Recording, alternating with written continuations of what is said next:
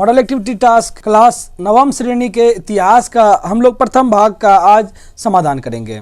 नीचे के प्रश्नों के उत्तर लिखिए। देखिए पहला नंबर क्वेश्चन है, फ्रांसीसी क्रांति कैसे सामंतवादी व्यवस्था में पतन का कारण बना, इस बारे में हम लोग देखेंगे। देखिए सर्वप्रथम मैंने लिखा है, आप लोग भी लिख दीजिएगा। फ्रांसीसी क्रांति के बाद राजशाही का अंत हो गया।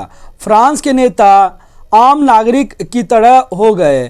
तांत्रिक अधिकार और सुरक्षा के लिए नए कार्यक्रम को स्वीकार किया गया। 21 फरवरी 1793 को राजा का सिर कलम कर दिया गया। गोल्डीन के पतन के बाद भी प्रांतों में कई किसान विद्रोह हुए, इसलिए 4 जून को एक जन सुरक्षा समिति का गठन किया गया। इस समिति ने किसानों को खुश करने के लिए 3 कानून बनाए।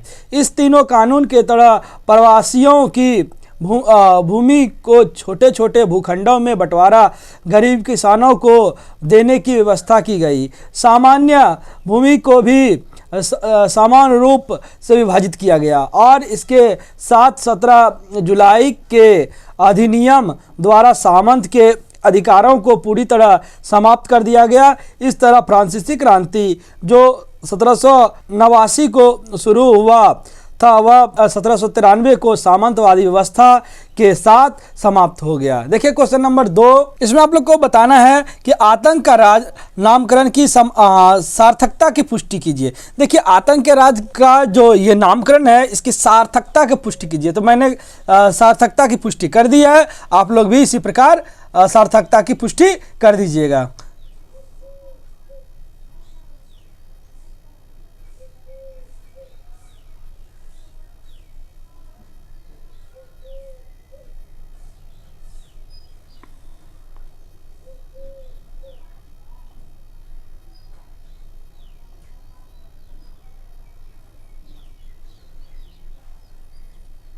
क्वेश्चन नंबर 3 में देखिए दिया गया है कि नीचे दिए गए प्रत्येक विषय व्यक्ति के संबंध में एक एक वाक्य लिखिए। तो इसमें एक एक वाक्य आप लोग को लिखना है। तो मैंने इस प्रकार लिखा है। देखिए आप लोग सर्वप्रथम लिख दीजिएगा प्राचीन व्यवस्था के बारे में, जैसे मैंने लिखा है। उसके बाद देखिए ख में लिखा हुआ है ना, ख में लिखा हुआ है लेटर द कैसे। तो लेटर द कैसे के बारे में लिखना है। फिर ग नंबर देखिए नीचे लिखा हुआ है ना, शाकू लोंग के बारे में लिखना है। रॉबस्पियर लास्ट में देखिए घ नंबर रॉबस्पियर है, तो रॉबस्पियर के बारे में लिखना है।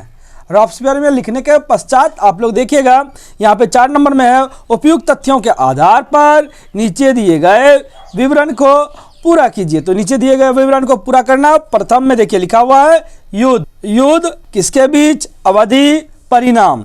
तो देखिए ये 1 2 3 मतलब ट्रेफालगर युद्ध और लिपजिंग युद्ध और वाटरलू युद्ध, ये तीनों किसके किसके बीच हुआ था। तो ये इसी प्रकार मैंने लिखा है, तो ये आप लोग भी लिख दीजिएगा।